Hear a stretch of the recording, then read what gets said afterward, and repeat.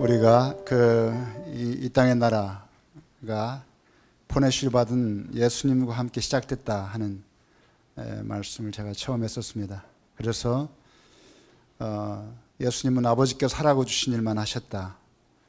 아버지의 말씀만 하셨다. 성령께서는 그리스도의 일을 증언하시고 예수님의 말씀을 생각나게 하시고 하나님 나라를 세우는 일에 충성하게 하십니다. 그러니까 삼위 하나님이 함께 하시는 일이죠. 근데 꼭 예수님이 보내심을 받은 것처럼 예수님이 우리 모두를 교회로 부르셨습니다.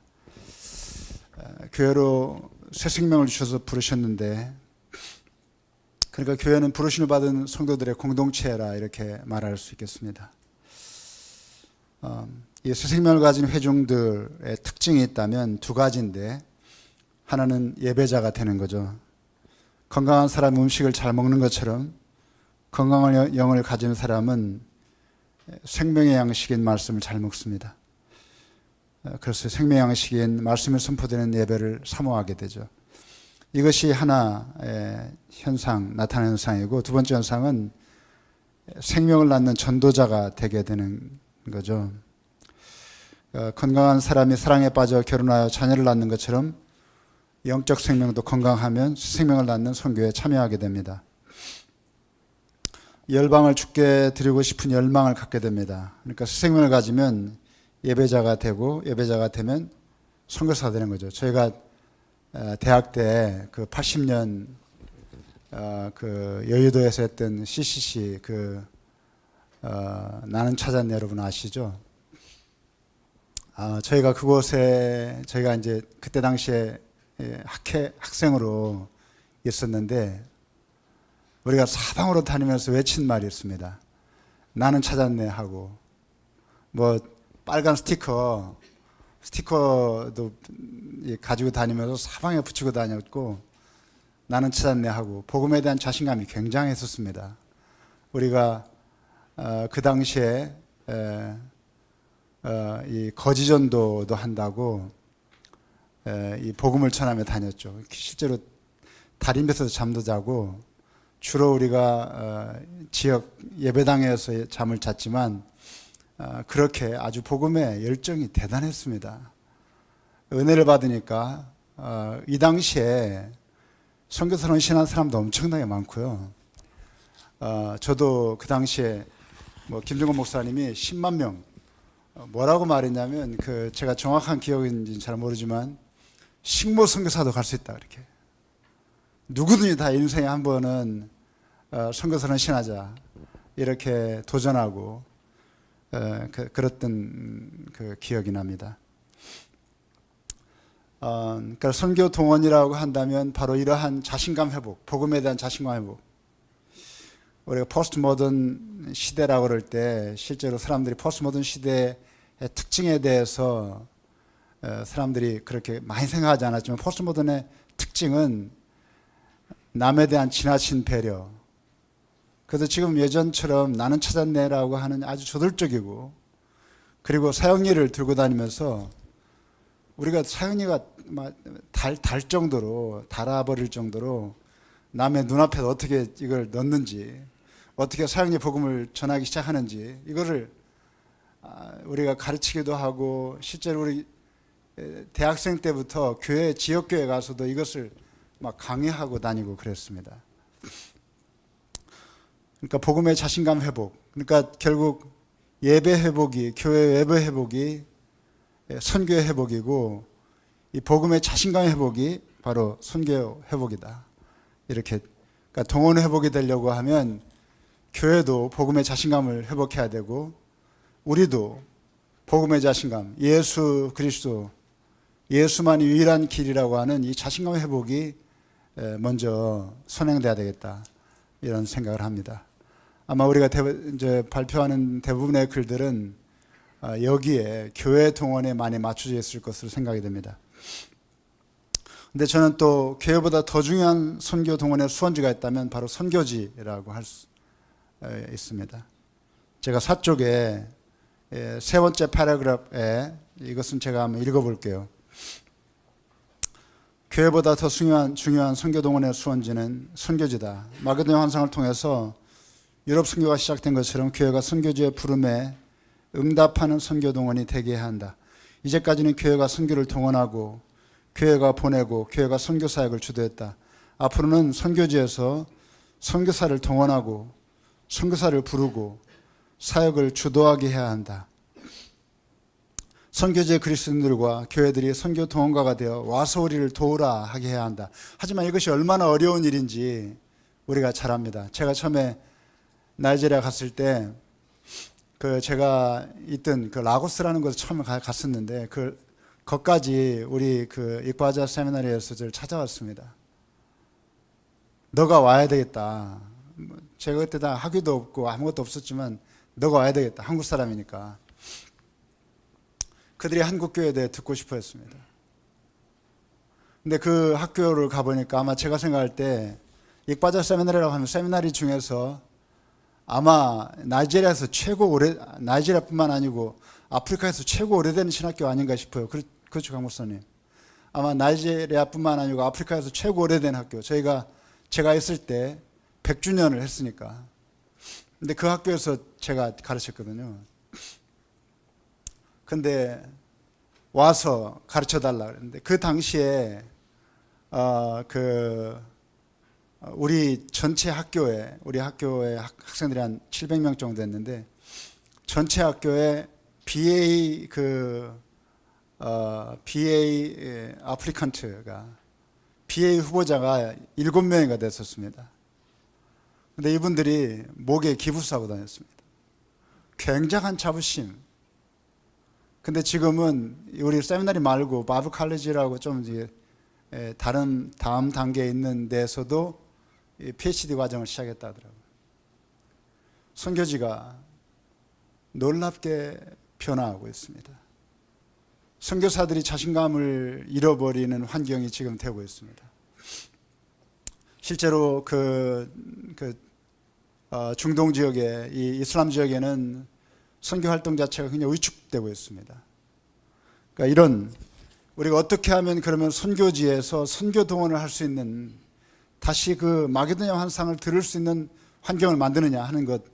저는 오늘 우리가 함께 토의 시간을 길게 잡았는데 이 선교사님들도 사실은 이 주요 아젠다가 어떻게 우리가 다음 선교 세대를 선교를 동원할 수 있을지. 그러니까 교회 동원도 중요하지만 교회 동원보다 10배는 중요한 것이 바로 선교지 동원입니다.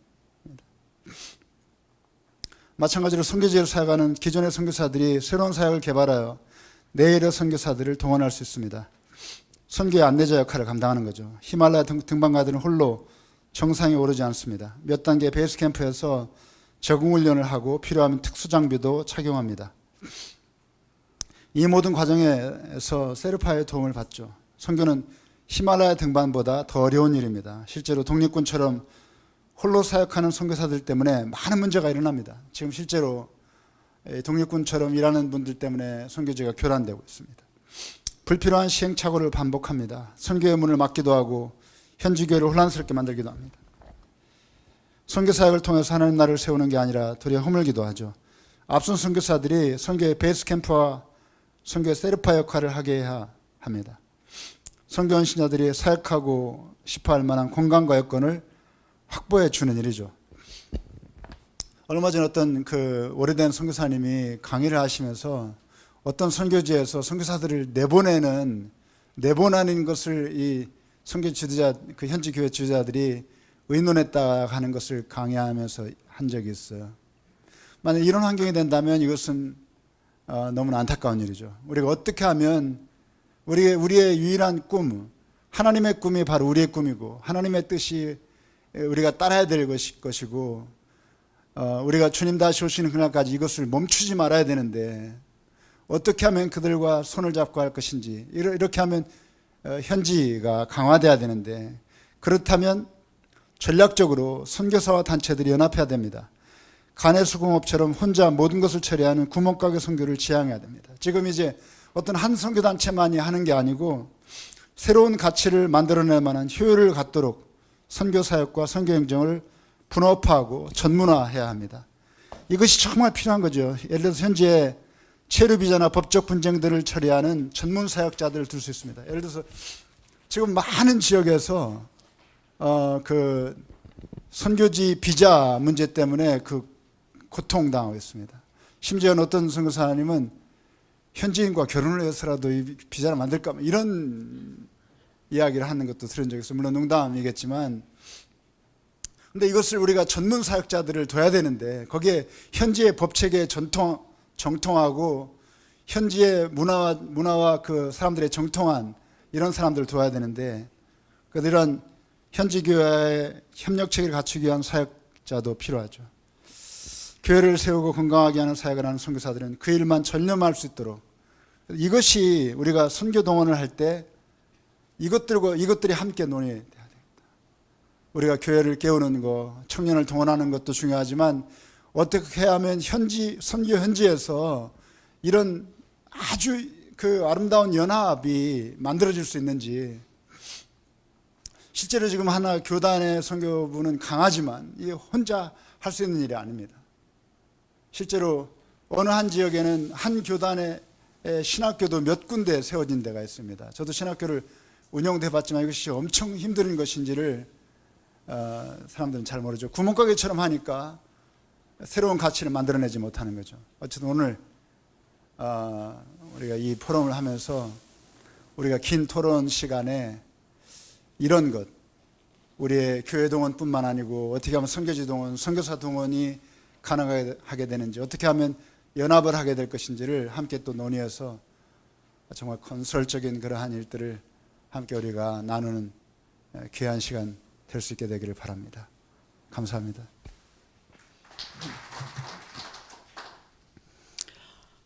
네, 고맙습니다.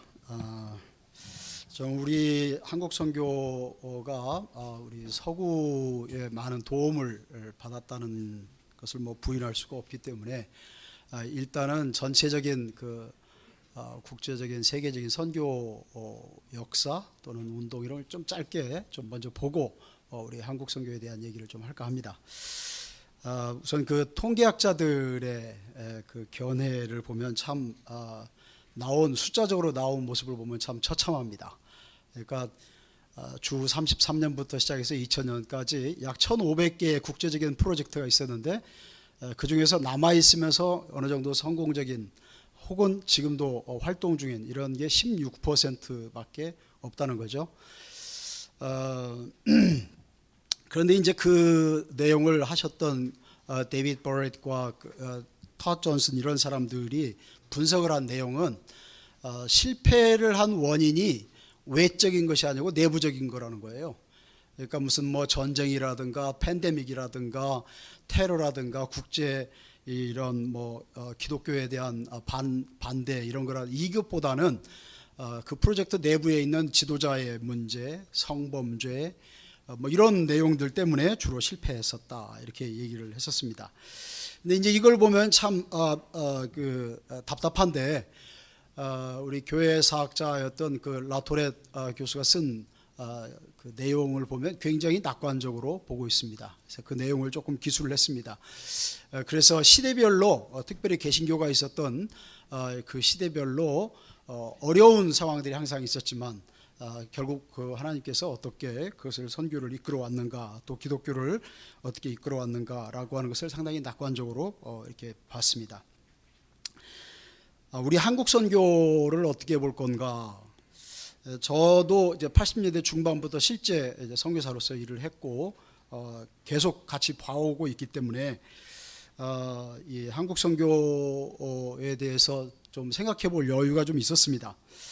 이제 제가 보기에 우리 한국 선교가 서구를 많이 배우고 따라오고 그렇게 해왔는데 이게 참 처음부터 좀 어려움이 있었지 않았나 하는 게 저의 생각입니다. 다소 주관적이고 또 직관적이고 개인의 회개를 중심으로 해서 헌신적인 삶을 중심으로 하는 우리 한국 교회나 또 우리 선교사들의 배경에 비해서 객관적이고 합리적이고 통계의 결과를 중요시하는 서구 선교가 서로 만나기 어려운 부분이 있었습니다. 그렇지만 80년대에는 우리는 선택할 수 있는 게 별로 없었죠. 또 이미 서구 선교는 너무 많이 나가서 많이 일하고 있었고, 더 중요한 것은 한국 선교사들이 나가서 일할 수 있는 발판이 별로 없었습니다. 이미 다 짜여져 있는 발판 가운데 들어가서야만 됐었고, 또 그 당시 이제 선교를 촉구하던 운동가들도 뭐 서구에서 공부를 하셨던지 아니면 서구에 대해서 상당히 긍정적인 방식으로 수용하시는 분들이었었던 거죠. 우리 이제 한국 선교에 어떻게 보면 그 정점이라고 할까요? 꽃이라고 했을까요? 그것이 아마도 그 타겟 2030이 결정된 때부터가 아니었나 하는 생각이 좀 들어요. 2006년에 세계 선교 대회 앵코의 4차 대회, 이때 타겟 2030을 비전으로 발표를 하고, 이게 2030년까지 전임 선교사 10만 명을 파송하겠다라는 거죠. 그 다음에 MT, 이게 밀리언 텐트 메이커라고 그래요. 그러니까 자비량 선교사를 100만 명을 2020년까지 파송을 하자. 이걸 위해서 동원, 훈련, 행정, 전략, 이론, 이런 영역을 체계적으로 발전시키려는 종합적인 청사진, 선교 전략적이고 우리가 한국 선교계가 어떻게 나가야 되겠다라고 하는 것을 전반적으로 그려준 그런 그림이었죠. 그때 이제 2006년에 있었던 그 대회의 모토가 한국교회 일어나 세계 선교 선두주자가 되자, 이거였었습니다.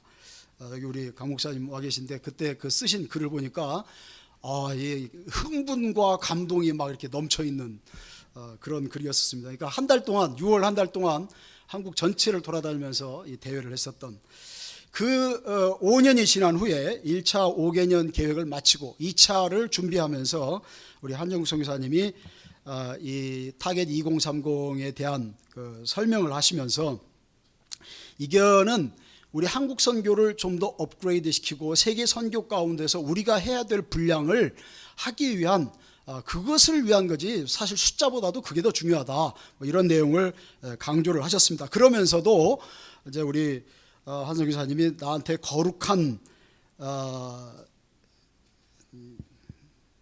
있는데 야심 거룩한 야심이라는 말로 표현을 해서 2020년에는 우리 한국 선교가 그 미국의 선교사 파송 숫자를 응가할 것이다, 이렇게 선포를 했었습니다. 그 밑에 보면은 주에 제가 현재 그 월드 크리스천 인사이클로피디아에 어떻게 나와 있는가를 좀 썼습니다. 2010년 이후에 실제로 우리 한국 선교가 통일된 방향으로 나아가고 있는 것 같지는 않습니다. 여러 모습들이 있는 것 같은데, 크림에서 발표한, 한국 선교위원회에서 발표한 그 한국 선교의 운동의 40년 그 그래프를 보면, 그 그래프에 선교가 시작이 돼서부터 쭉 이렇게 연도별로 나오는데요, 2008년과 2011년 사이에 급격한 변화가 나타납니다. 그러니까 2008년까지는 대체로 선교사의 그 파송 선교사 증가 숫자가 10% 이상이었습니다. 그런데 2011년 이후로는 갑자기 2% 이하로 줄어들고 2017년에는 0.69%였습니다. 올해는 아마 더 줄겠죠. 자, 이럴 때 이런 질문이 저는 지금도 계속 있는데, 하나님께서 이 우리 한국 선교를 주관하시는 주인이신데 왜 이런 일이 일어났지? 이 질문이 저에게는 계속 떠나지 않습니다.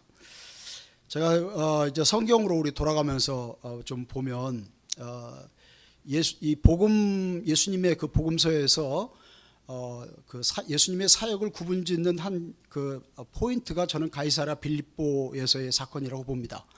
그러니까 그때 이후로 예수님이 제자들한테 처음으로 고난에 대한, 내가 고난 받을 것이고 십자가에 못 박힐 것이고 죽을 거다, 그리고 내가 부활할 거다, 이 처음으로 말씀하시기 시작합니다.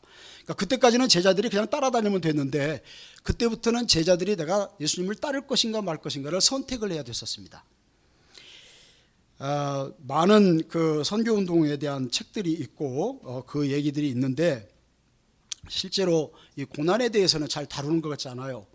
저희 이슬람권에서도 우리 저 김하영 교수님이 아주 번역한 훌륭한 책이 있는데 씨앗에서 열매로라고 하는 그 책이 나오는데 이게 지금까지 역사상 이슬람 선교를 했던 선교 사례를 다 모으고 현재 이슬람 사역을 전 세계에서 하고 있는 사람들 중에서 최소한 교회를 3개 이상을 만들었던 사람들의 케이스를 전부 다 모아서 뽑아냈어요. 익스트랙트를 했어요. 그래가지고 여기에 공통점이 뭔가를 쭉 만든 전략을 다 기록한 책입니다. 어마어마한 책입니다. 근데 이 책에서도 한 알의 밀알이 땅에 떨어져 죽으면 열매를 맺고 해서의 죽는 거에 대한 얘기가 없습니다. 그러니까 열매를 많이 맺는 얘기는 있는데 죽어야 열매를 맺는데 죽는 것에 대한 얘기는 없습니다. 저는 이 점에서 그 모세의 이야기가 좀 생각이 나요. 사실 모세가 이스라엘 백성들을 이끌고 광야에서 이제 가나안으로 들어가기 앞섰을 때에는 이게 뭐라 그럴까요? 프로젝트의 완성이니까 이게 얼마나 성취감이 있는 시기입니까? 그런데 그 시기에 암울한 예언을 하는 거죠. 너희가 들어가면 다른 신을 섬길 거다. 그러면서 만약에 다른 신을 섬기게 되면 내가 주님이 말씀하신 거죠. 내가 내 얼굴을 숨길 거다. 그래서 너희가 삼킴을 당하고 재앙을 당하고 환난을 당하고 그것 때문에 너희들끼리 그렇게 얘기할 거다. 하나님이 우리 가운데 계시지 않는구나.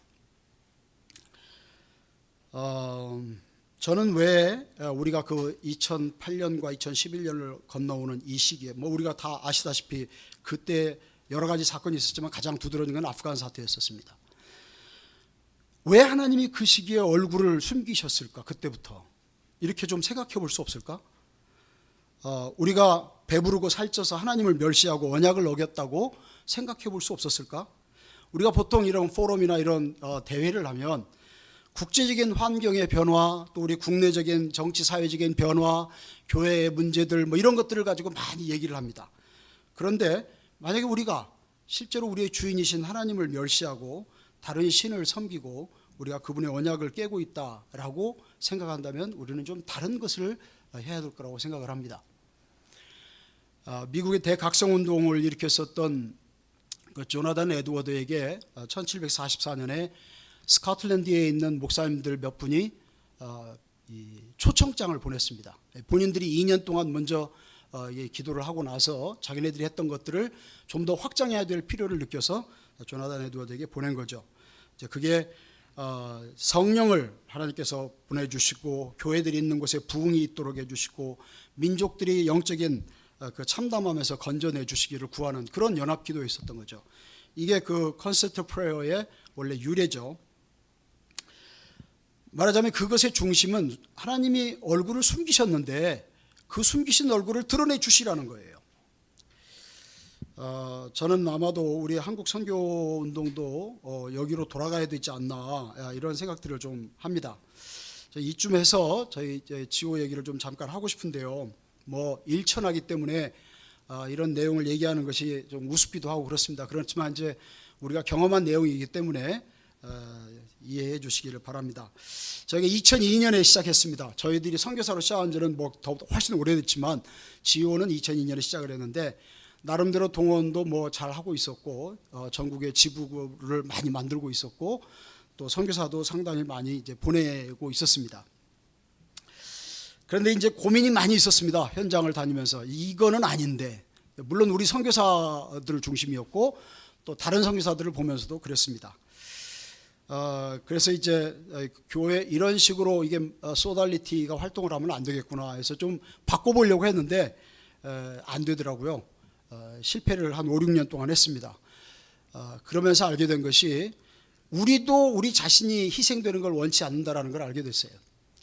그리고 나서 지금부터 한 8년 전에 저희가 본부를 서울에서 공주로 옮겼습니다. 그래서 옮기고 나서 본부를 중심으로 해서 저희 사무실을 중심으로 해서 한 15개 정도 있는 미션홈들이 두세 유닛들이 같이 살면서 공동생활도 사실은 아니지만 거의 같이 이렇게 있기 시작했습니다. 그래서 오전에는 3시간 정도씩 말씀 공부하고 오후에는 우리 선교회 일도 좀 하고 저녁 때는 매일 하나님의 나라와 의를 구하는 기도를 하고 한 달에 첫 번째 3일 동안은 금식하고 뭐 이런 것들을 쭉 했습니다. 하면서 이제는 우리는 하나님의 얼굴만 구한다. 우리는 우리의 비전은 하나님이다. 막 이렇게 해서 속으로는 인제쯤이면 주님이 들으셨고 인제쯤이면 주님이 드디어 이제 부어주실 때가 됐다. 그런 기대를 한참 하고 있을 때 엉뚱한 일이 벌어지기 시작했습니다. 우리의 기대하고는 전혀 반대로 우리 주님이 저희 리더십들의 죄를 막 드러내기 시작했습니다. 숨은 우리가 선교라는 가면의 뒤쪽에 우리가 감추고 있었던 우리들의 욕심, 우리들의 그 교회를 존중하지 않는 것, 영적인 질서를 무시하는 것들, 또 다른 단체들보다 우리가 뛰어나기를 원하는 것들, 우리를 확장하기 원하는 이 모든 것들을 막 다 드러냈습니다. 그런 경험이 있는지 모르겠지만요. 그렇게 되니까 뭐 아무것도 못하겠더라고요. 그래서 지부 관리도 거의 포기했습니다. 그다음에 선교지도 포기했습니다. 그렇게 되니까 선교사들이 떠나기 시작했습니다. 뭐 동원하기 위해서 돌아다니는 것도 어려웠고 재정도 동원하기가 어려웠습니다. 3년 지나고 나니까 재정이 거의 떨어졌습니다. 그달 돈 다 떨어지게 된 그달이었는데 또 들어오더라고요. 그 다음에 건물도 저희가 머무는 데가 이게 잘못 들어가가지고 새들이 잘못 들어가서 길거리로 나앉게 됐었는데 그것도 또 어떻게 주님이 또 해주시더라고요. 지금도 아직 꾸역꾸역 하고 있습니다. 결과가 뭐냐? 그래서 지금 8년 동안 지속하고 있습니다. 똑같은 거를. 결과가 뭐냐? 별거 없습니다. 그냥 계속 하고 있고 해외에서 그런데 이제 해외에서 선교적으로 교회가 계속 만들어지기도 하고 또 크고 작은 프로젝트들이 계속 진행이 되고 저희들이 가장 중요하게 생각하는 것들은 그 현지 지도자들이 저희들과 그 가족이 되어지는 그런 일들을 많이 경험하고 있습니다. 저희가 이걸 하면서 주님께 구해야 되는 것이 참 중요하구나 하는 것을 많이 알고 있었는데 주님께 구한다라고 하는 게 우리가 이제 기도한다고 그러잖아요. 이게 카톨릭에서는 디바인 오피스라는 말을 씁니다. 우리 개신교에서는 이 단어를 안 쓰는 것 같은데, 그러니까 실제 일은 거기서 일어난다는 거죠. 우리 제수이트를 창설했었던 그 이그나티우스의 로욜라라고 하는 그 사람의 그 전기를 보면 그 사람이 매일 아침마다 그 오피스에 들어가서 한두 시간을 보내고 나오는데 항상 얼굴이 눈물로 젖어 있었다고 그랬습니다. 그러니까 일은 거기서 다 하는 거죠. 재가를 거기서 받고 거기서 계획을 짜고 거기서 허락받고 그리고 나와서 실행하는 거죠. 반면에 저는 참 오랫동안 이게 혼돈스러웠습니다. 우리가 이제 기도한다라는 말을 많이 하는데 대부분의 우리가 기도하는 내용은 우리 단체나 혹은 우리 운동이나 이것이 하려고 하는 목표, 우리가 이루려고 하는 성취하려고 하는 그 목표를 이루기 위해서 이것을 어떻게 잘 이룰 수 있을 것인가를 구하는 것이 대체적인 우리들의 기도입니다. 그런데 이 성경에서 실제로 우리가 보는 것은 우리가 또 저희 이제 지호에서도 기도하는 내용도 그런데요. 제일 많이 기도하는 것은 우리 들보를 보게 해달라는 것을 많이 기도합니다. 또 그래서 하나님의 사역이 우리의 마음에 성령을 통해서 알려주시기를, 또 죄사함을 얻게 하는 그 세례가 모든 민족에게 그 전파되기를, 무엇보다도 우리가 이제 동원하라는 것에 대해서 이 일꾼을 보내달라는 그것을 추수하는 주인에게 청하라고 하는 데를 그것을 순종해서 계속 구합니다. 교회를 위해서 기도하고 그 부르심의 소망을 알게 해달라고 하고 충만함이 교회 안에 거하기를, 그래서 하나님께 영광과 찬송과 존귀를 돌릴 수 있도록 하는 이것이 우리들의 기도 제목인데, 그래서 결국은 성령을, 사실 예수님도 보면은 성령을 충만하게 부어주시는 것이 아버지가 가장 좋아하는 중요하게 여기는 일이라고 예수님 말씀하셨습니다. 우리는 사도 바울도 그 문제에 대해서 많이 얘기해서 성령 충만을 받으라, 성령을 소멸치 말라 이런 얘기를 많이 하고 있는데, 실제로 우리가 모이는 모임이나 이런 운동에서 성령 충만을 구하는 경우를 제가 별로 못 봤습니다. 대체적으로 그거는 우리가 이미 다 알고 있고 우리가 다 갖고 있다고 아마 가정을 하는 것 같아요. 그래서 대체적으로 우리가 하고 있는 일에 대해서 집중을 하지 주님에 대해서 집중하는 것을 별로 보지 못했습니다. 그러니까 나쁘게 얘기하면 이런 거죠. 우리가 지금 다 목표 정했으니까 그 하나님이 당신이 이제 오셔서 일하십시오, 이런 느낌 같아요. 일꾼을 동원하는 문제에 대해서도 저는 성경에 보면 상당히 다른 느낌을 많이 봅니다. 여러분이 다 아시는 내용이지만 사실 예수님이 자기를 왕을 삼겠다고 오는 사람들한테 이상한 얘기를 함으로 인해서 사람들이 다시는 예수님 안 따라다닙니다. 또 예수님을 자기를 믿겠다고 따라오는 그 유대인들에게 마귀의 자식이라고 얘기합니다.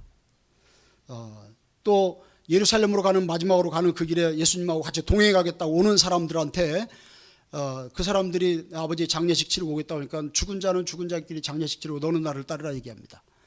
그러면서 주님이 누구든지 나를 따르려면 자기를 부인하고 자기 십자가를 져야 된다고 얘기를 합니다.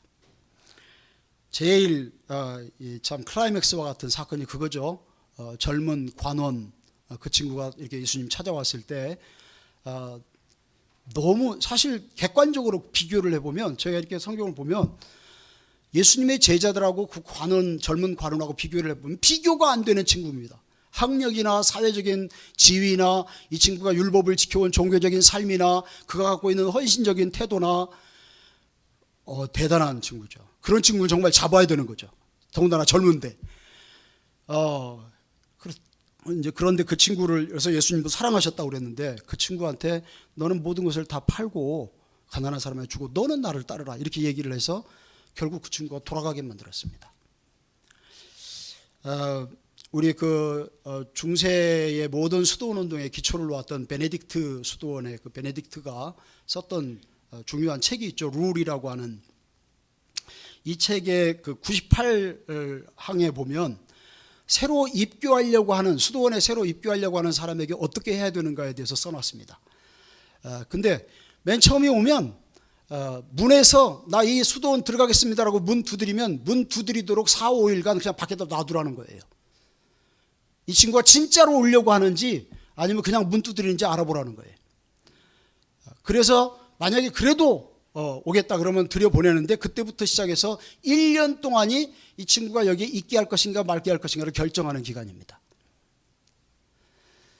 요즘 우리들의 동원의 방식은 일반적으로 사람들 많이 모아가지고 그 중에서 모은 사람 중에서 콜링해서 오면 그 사람들을 훈련시켜서 그 훈련시킨 사람을 내보내는 이게 이제 일반적인 구조입니다. 근데 문제는 우리가 훈련시킬 때 변별력이 그렇게 없다는 겁니다. 왜냐하면 우리들의 훈련의 대부분이 지적인 것 중심입니다. 그리고 훈련이 짧은 시간 동안 모든 생활을 다 주관하고 대부분의 시간은 정기적으로 간헐적인 만남을 통해서 몇 시간 동안 만나면서 훈련을 합니다. 그 사람을 어떻게 합니까?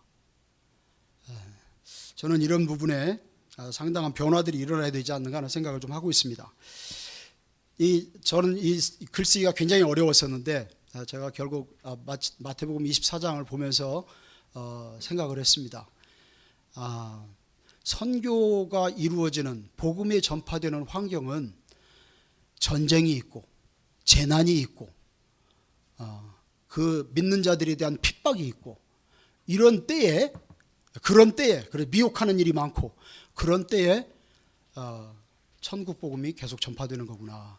이런 것들 때문에 우리 한국 교회에도 저는 앞으로도 굉장히 좋은 일이 있을 거라고 믿습니다. 감사합니다.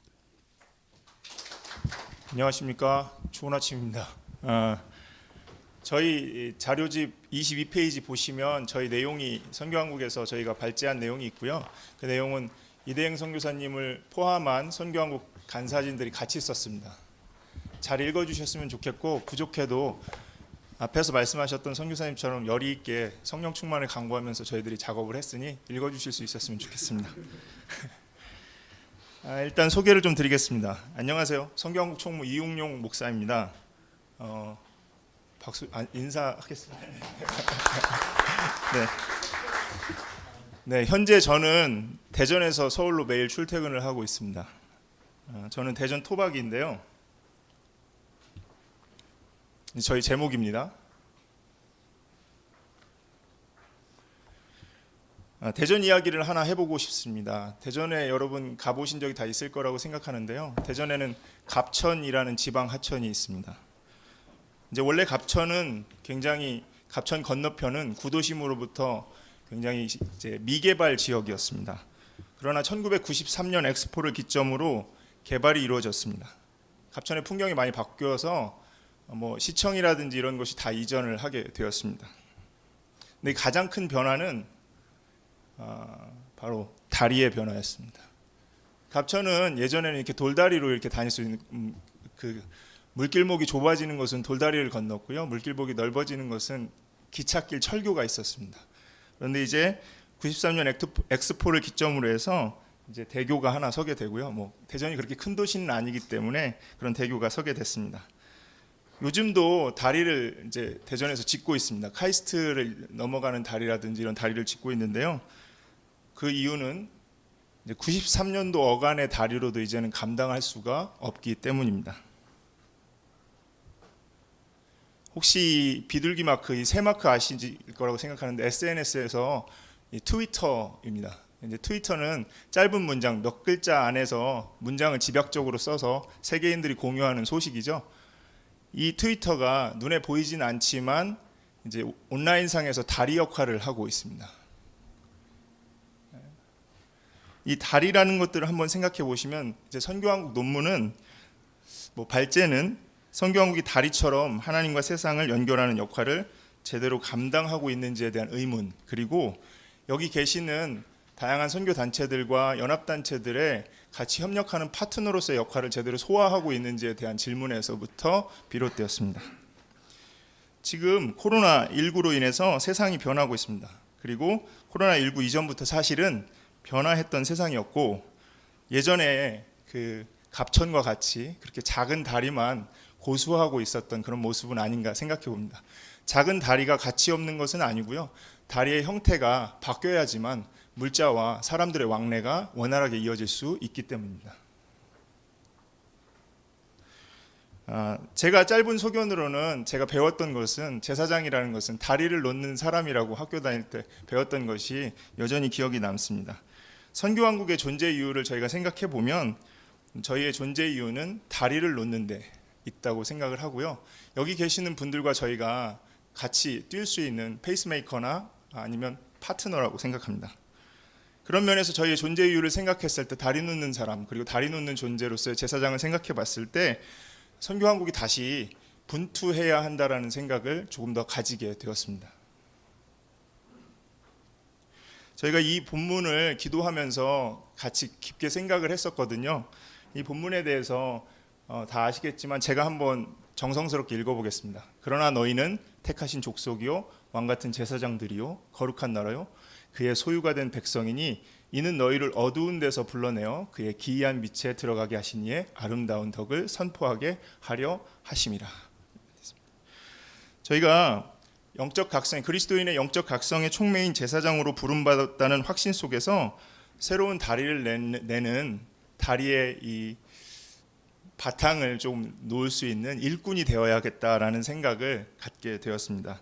이 같은 이해에서 그간 선교한국이 코비드 이전부터 한 5개월 동안 진행한 사역이 있는데요. 그 사역 영상을 한번 보시겠습니다. 영상에는 선교한국에 있는 유상현 팀장이 등장합니다. 한번 보시겠습니다.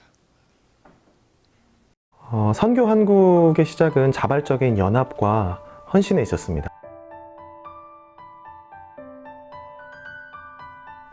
제가 2018년 선교한국 대회를 준비할 때였습니다. 그때 이제 선교한국의 멘토를 한 분 소개받게 되었는데요. 그 이후에 그 목사님께서 저를 이제 대전에 대학생들 앞에서 선교 특강을 할 수 있도록 좀 불러주셨는데, 사실 저보다는 아무래도 저희 대표님께서 가셔서 이야기하시는 게 조금 더 그 친구들에게, 그 학생들에게 도전이 되겠다 싶은 생각이 들어서 저희 대표님을 추천드렸고, 저희 대표님은 그 자리에 가서 또 강의를 하시고, 또 그 목사님과 함께 대전 지역의 젊은 목회자 그룹과 연결이 되었습니다. 만남을 통해서 저희는 그 램스 훈련을 대전에 런칭하게 되었습니다. 대전 지역의 램스 훈련을 함께 하기로 한 이 젊은 목회자 그룹은 그 훈련을 그대로 진행하는 것이 아니라 1, 2, 3단계로 나누어서 성도들이 조금 더 이해하기 쉽도록 교재도 따로 만들고 자신들이 연구 개발을 하여서 램스를 더 개발시키고 발전시키는 일들로 사역을 발전시켰습니다. 그리고 그 이후에 저희가 진행하고 있는 기도 합주의 운동도 함께 동역하고 연합하는 일들이 일어났습니다.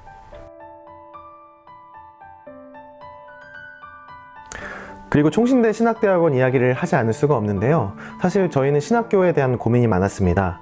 총신대 신대원 안에 선교에 관심 있는 그룹들이 함께 모여서 동아리처럼 활동하고 있다는 이야기를 듣게 되었습니다. 그리고 저희가 진행했던 미션 북 콘서트, 저희는 MBC라고 하는데요. MBC에 총신대학교 신학대학원 학생들 13명이 어느 날 갑자기 참여를 하게 되었습니다. 그래서 저희 세미나를 함께 듣고 그 모임과 계속 연결이 되어서 저희가 총신대 신대원 안에 램스 훈련 런칭을 하게 되었습니다. 총신대 신대원 학생들이 램스 훈련을 듣고 나서 그동안 내가 생각했던 그 선교 그리고 목회 이런 것들을 좀 분리시켜서 생각했던 자기 자신에 대해서 좀 많이 반성을 하게 되었다라는 피드백도 듣게 되었고 이 램스 훈련이 너무 자신들에게 유익하기 때문에 계속해서 지속하자, 이것을 동아리화 시키자라는 이야기까지 나왔습니다. 사실 지금은 코로나로 인해서 이 일들이 잠깐 중단된 상태이지만 저희는 온라인으로 또 총신대 안에서 이 램스 훈련을 통해서 어떻게 함께 할 수 있을지 고민하면서 나아가는 상황 가운데 있습니다. 강원도 원주 지역에 대한 이야기를 좀 하고 싶은데요. 블레싱 원주라는 모임이 있었습니다. 강원도에 있는 선교단체들이 연합으로 모여서 그 일들을 진행하고 있었는데요. 이 모임은 굉장히 아름다운 연합으로 진행이 되었습니다. 선교단체들이 자발적으로 연합을 해서 원주 지역에 기독교 축제 같은 분위기로 모습으로 진행되었던 집회였습니다. 그런데 지금은 그 집회가 없습니다. 사실 그 집회가 중단된 지 좀 시간이 흘렀고요. 지금은 그래서 원주 지역에 선교단체들끼리 연합하거나 이런 일들이 없습니다. 그러던 중에 저희가 다윗세대라고 청소년 사역을 20년간 진행해온 원주 지역의 한 단체를 알게 되었고, 그 단체와 단체 대표 목사님과 이야기를 나누면서 원주 지역 가운데 연합이 다시 한번 일어났으면 좋겠다라는 비전을 듣게 되었습니다. 그래서 그 비전을 저희와 함께 공유하고, 저희가 그렇다고 한다면 우리 선교한국이란 이름으로 먼저 그 연합 모임을 이루어보고 원주 지역에서 그것들이 자발적으로 일어날 수 있으면 그것을 우리가 좀 밀어주는 것이 어떨까라는 생각을 하게 돼서 원주 지역에 선교한국 원주 지역 사역자 모임이라는 이름으로 첫 모임을 갖게 되었습니다. 그런데 이 모임을 시작하자마자 원주 지역에 있는 선교단체 대표님들이 10개의 단체 대표님들이 함께 모였습니다. 자신들이 너무나도 이 모임을 그리워했고 기다렸다는 것입니다. 저희가 의도하지 않았는데 하나님께서 이미 연합을 통해서 하나 되게 하시고 이루시는 일들을 준비하고 계시다라는 생각들을 하게 되었습니다. 아마 다른 지역 가운데서도 이런 일들을 저희가 섬길 수 있으면 섬겨야겠다라는 생각들을 하게 되었고, 그 모임을 통해서 원주 지역에 사역자 램스 훈련이 생겼습니다. 그래서 6명의 사역자들이 함께 참여해서 램스 훈련을 함께 받았고, 그 사역자들이 이제 강사가 되어서 다음번에 원주 지역의 램스 훈련이 런칭이 되면 그분들이 직접 강사로 섬기는 일들까지도 저희가 진행을 하고 있습니다. 코로나 이전에 2019년 연말부터 저희가 사실 유튜브로 사역을 진행하고 있었습니다. 이런 일들을 통해서 어떻게 더 젊은이들과 다가갈 수 있을까, 더 고민할 수 있는, 더 발전적으로, 더 올인해서 고민할 수 있는 기회들이 저희에게는 찾아왔습니다. 사실 그래서 저희는 고통받는 열방을 위한 기도회, 코로나로 인해서 많은 선교지, 또 많은 사람들, 열방이 고통받고 있는 상황 가운데 있는데 그 사람들을 위해서 우리가 함께 이 기도 운동을 일으켜보면 좋겠다라는 생각을 가지고 8주간의 기도회를 진행하게 되었습니다. 그것을 유튜브에서 진행하게 되었는데요. 그 프로그램 안에는 뉴스로 전해지는 선교지의 이야기가 아니라 정말 그 선교지에 남아 계신 그 선교사님들이 본인들의 그 선교지의 상황, 코로나 상황들을 직접 보고하고 이 상황을 통해서 하나님께서 우리에게 주시는 메시지가 무엇인지 함께 전달하는 일들, 그래서 저희가 8주간에 진행된 그 기도회를 통해서 정말 많은 사람들이 그 기도회에 함께 하게 되었고요. 그리고 유튜브로 진행하다 보니 저희가 그동안은 오프라인으로 진행했던 기도회는 우리 한국에 있는, 특별히 서울에 있는 수도권에 있는 사람들을 중심으로 진행이 됐다면 이것이 온 세계로 확장되어서 기도회가 일어나고 선교사님들도 함께 기도할 수 있는 일들이 일어났습니다. 저희는 이 시대에 하나님께서 선교한국을 통해서 하시고자 하는 일들, 오프라인뿐만 아니라 온라인까지도 뭔가 선도하고 제사장적 사명을 선포하는 일들을 저에게 맡기시고 있다라는 생각을 하게 됩니다. 그래서 청년 선교 동원 사역에 있어서 하나님께서 저희가 지금까지 의도하진 않았지만 저희가 직접적으로 계획하고 전략을 세워서 진행을 한다기보다 하나님께서 앞서 행하시는 일들 가운데 저희들이 참여하게 되는 일들로 사실 진행되고 있습니다. 저는 여기서 청년 선교 동원에 대해서 사실 궁금합니다. 질문하고 싶습니다. 과연 하나님께서 이 다음엔 어떤 일들을 행하실까요?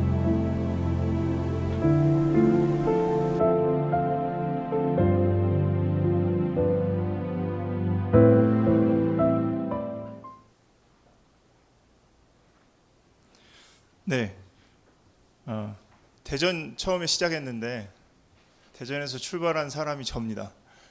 제가 이 자리에 와 있는 것 자체가 저는 굉장히 의미 있고 또 많은 것들을 배우는 것 같은데요.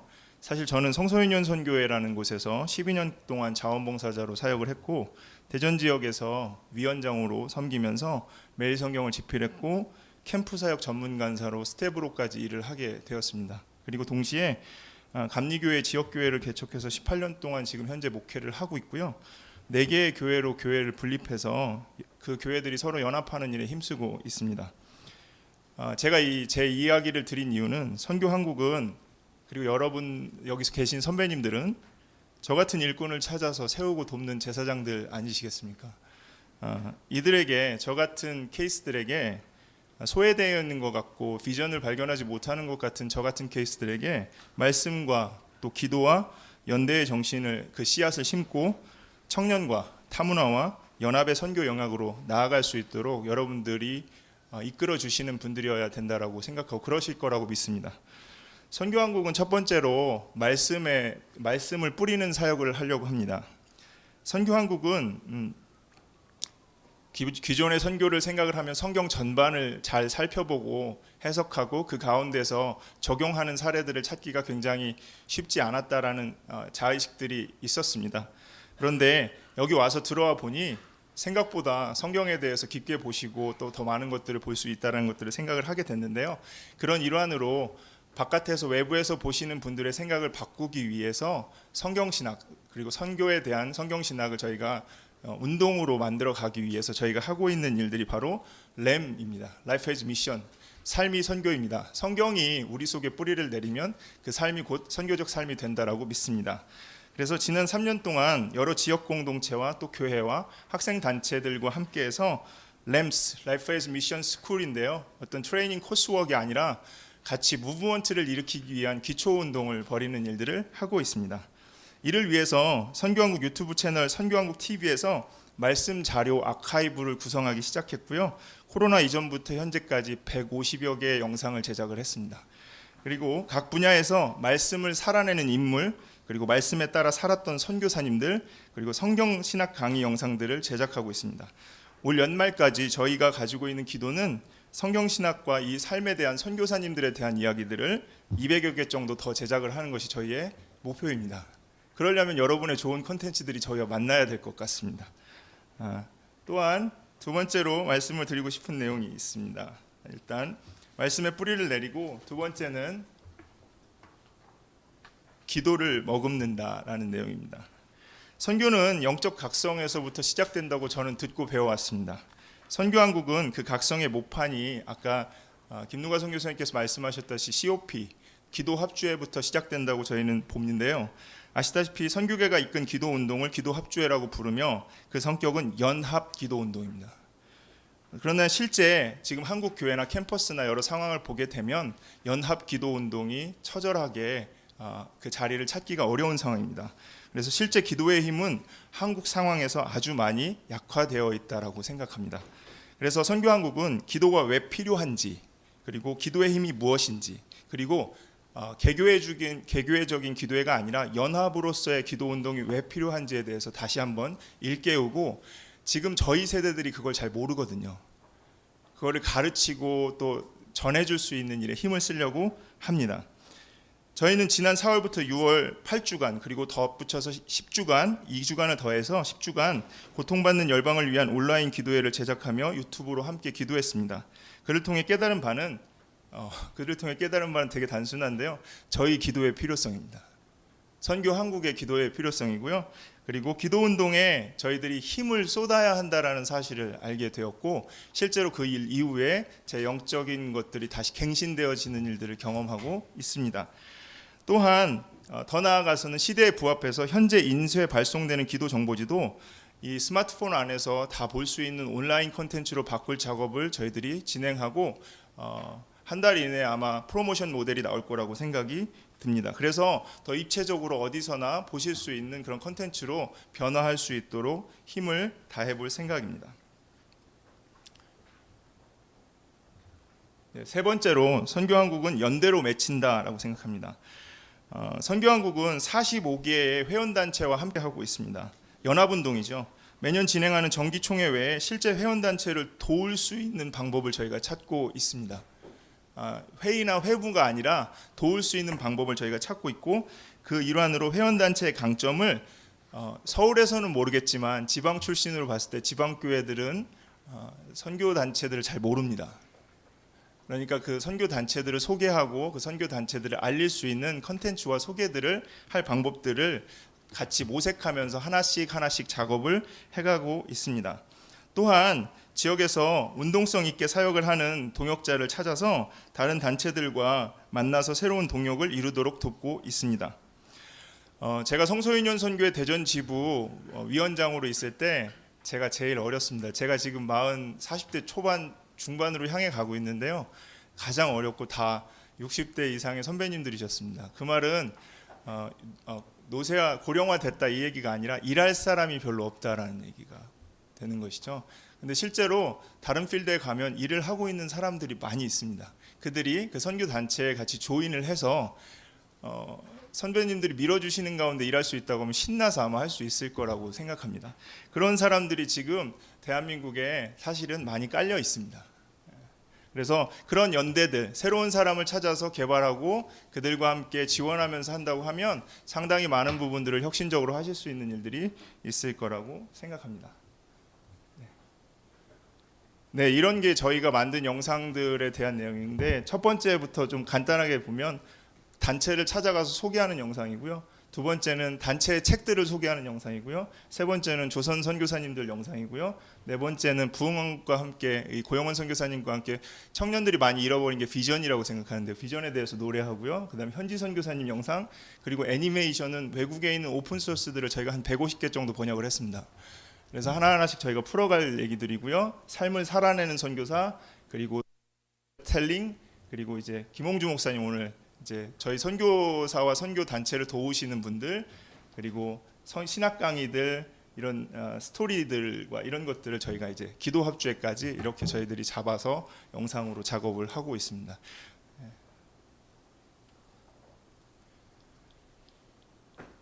결국 말씀과 기도 그리고 연대를 통해서 저희들이 함께 되어질 때 이 마지막으로 제가 간단하게 빨리 정리를 하겠습니다. 선교한국은 말씀과 기도와 연대하는 것과 함께 청년과 또 타문화와 그리고 연합하는 일을 하려고 하는데요. 청년에 대한 이해를 좀 같이 잠깐만 생각을 하겠습니다. 청년은 많은 분들이 대학생들이나 세대적 이해로 청년을 이해를 하시는데 저희 시대가 그럴 시대가 아니라는 생각이 들었고요. 저희가 갖고 있는 청년은 하나님 나라의 비전을 갖고 있는 분들은 청년이다라는 인식으로 전환을 했습니다. 그래서 그 스피릿을 갖고 있는 분들은 함께 연합해서 하실 수 있는 청년이고, 그 안에 롤들의 차이가 있을 거라고 생각하고요. 그 안에서 같이 연합하고 힘쓸 수 있다면 훨씬 더 멋진 모습이 나올 수 있을 거라고 저희는 재정의를 했습니다. 또 타문화에 대한 저희의 정리는 국내에도 타문화가 있고요. 또 해외에도 타문화가 있습니다. 그렇죠? 그리고 또 현실 세계, 다시 말해서 오프라인에도 타문화가 있습니다, 여러분.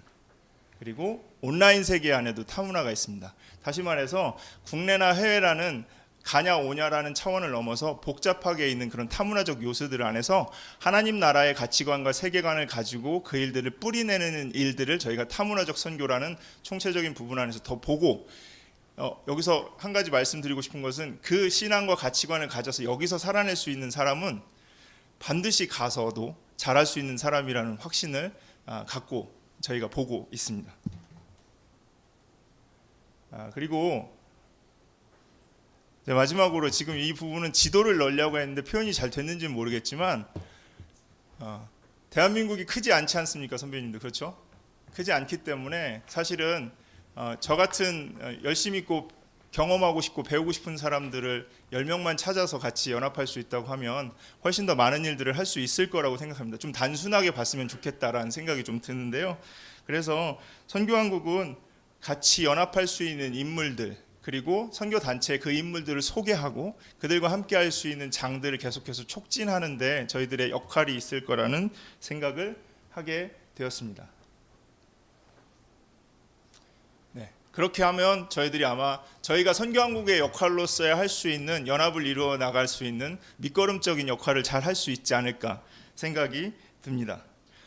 제가 마스크 때문에 표정을 볼 수 없어서 잘하고 있는지 잘 모르겠는데 예. 마지막으로 정리가 이렇게 됩니다. 이런 부분들은 좀 빨리 넘어가겠습니다. 이런 것들이 같이 사이클로 돌 때 하나님 나라의 구현이 일어날 수 있을 거라고 생각하고요. 원판이라고 생각하셨으면 좋겠습니다. 그러면 선교한국 대회는 무엇이냐? 자, 제가 다 보여드리고 일단 펴고선 하겠습니다. 과거에는 일단 모이는 게더링이 우선이 됐습니다. 그런데 게더링 전에는 분명히 그 기반에서 뿌리를 내리고 있는 아주 다양한 운동들이 있었습니다. 그런데 지금은 게더링 형태에서 코로나 상황 속에서 저희가 발견하게 된 것은 무엇이냐면 저희가 the sent, 흩어지는 사람이 돼야 된다는 겁니다. 예, 선교한국이 흩어져서 사람을 찾고 발굴하고 그 안에 같이 연합할 수 있는 일들을 만들어가며 영상으로 강의로 그리고 선교단체와 연결할 수 있는 일들을 만들고 그것들이 순환이 이루어질 때 다시 한번 게더링의 시점이 필요할 때가 올 거라고 생각을 합니다. 그러니 저희 선교한국은 2021년 대회를 앞두고 선교한국 대회를 그러한 관점에서 보고 있다라고 생각하실 수 있을 것 같습니다. 저에 이어서 저희 이대행 선교사님 나와주셔서 마무리해 주시겠습니다. 네. 제가 그 마무리 차 나왔습니다. 저희가 약간 시간 오버해서 송구하고요. 여러분들이 들으신 그런 전체적인 내용이 이미 받으신 자료 안에 있는 흐름들을 간단하게 저희가 브리핑을 했습니다. 그리고 영상은 그 브리핑에 해당하는 내용들이 실제로 지난 그 한 5개월 정도 어떻게 이루어지고 있는지에 대한 짧은 샘플로 여러분들 이해하시면 좋겠습니다. 많은 분들이 그런 말씀하시더라고요. 선교한국이 이 세상의 대안, 이 선교 운동의 청년 운동의 대안이 되겠냐, 이런 말씀하셨어요. 저한테 질문도 하시고 어떻게 할 건데 이런 말씀하셨는데 저는 선교한국 운동이 한 번도 대안이라고 생각하지 않았습니다. 선교한국은 없는 길을 만들어가는 그런 그 역할로 부르심을 받았다라는 생각을 제가 이제까지 해오고 있고요. 또 하나님이 이 세상에 다양한 흐름들을 만들어 가시는데 저희가 그 흐름들을 잘 서핑할 수 있는 선제적이고 또 영적이고 분별력 있는 그런 요소로 도전하고 그런 아무도 가보지 않은 길이지만 다들 이상하다고 하지만 혹은 그게 되겠냐 이런 얘기를 하지만 저희들이 그 길을 걸어왔던 그 88년 이후에 행보들이 있었다고 봅니다. 그런 영역들 안에서 하나님께서 저희들에게 주신 사명들이 저희가 뭐 화려하게 만들고 혹은 뭐 그렇다고 우리가 가진 자원에서 어떻게 더 화려할 수 있겠습니까? 그런데 화려함과 혹은 우리가 거대한 그런 그 일들에 뭐 대한 얕은 전술 이런 부분이 아니라 하나님의 말씀 그리고 그 말씀을 따라하는 하나님 나라의 기도에 대한 그리고 또 주님께서 택하시고 보내신 이들의 연합 이런 가장 본질적인 부분들을 가장 그 기본적인 힘으로 가장 중요한 힘으로 여기면서 살아갈 것입니다. 그것이 우리의 방어구입니다. 선교한국이 이런 일들을 섬길 때 무엇보다도 가장 겸손하고 또 우리가 하나님께서 사용하시기에 정말 부족한 사람들이라는 그런 생각들을 늘 고백하고 아침마다 그런 가운데 하나님이 우리에게 힘을 주시도록 그렇게 기도하면서 그러나 두려움 없이 담대하게 이 세상을 향해서 출사표를 던집니다. 언제나 저는 선교한국 대회를 지금까지 내년이면 제가 한 30년을 했고 또 선교한국 1회 대회 빼고 현재까지 17회를 준비하는 과정까지 그들을 섬길 때마다 했던 고백이 있습니다. 하나님 이 대회가 마지막이 되게 해주십시오. 저희가 더 이상 필요 없는 그런 대회가 될 수 있었으면 좋겠습니다. 이런 마음으로 항상 최선을 다하려고 노력을 했는데 언제나 부족했죠. 그러나 정말 우리가 하나님 주님께서 오시는 그때까지 이 완성을 향해서 달려가는 일들은 멈추지 않고 진지한 고민과 정말 하나님이 기뻐하시는 그런 전략으로 이 일들을 붙들겠습니다. 성경은 이 길을 흘러갈 수가 없죠. 흘러가지도 않을 거고 우리만의 단체도 아니고 회원단체만의 단체도 아니기 때문에 하나님이 이 시대에 한국에 주신 그런 귀한 선물이라는 생각들을 했을 때 그 선물의 본체가 정말 그 목적, 한국교회를 살리고 또 한국교회 안에 저희가 마땅히 감당할 일들을 행하는 것, 이것이 선교한국의 일이라고 생각합니다. 그래서 선교한국이라는 큰 조직이 아니라 하나님께서 우리 모두가 속한 이 조국, 이 선교한국이라는 그런 큰 강물을 이뤄가시는 일에 선교한국이 작은 다리가 되고 또 필요할 때마다 변화되는 다리가 되기를 기대합니다. 여러분들 모두가 이 일들에 응원해 주시고 또 함께해 주실 것을 믿어 의심치 않습니다. 감사합니다.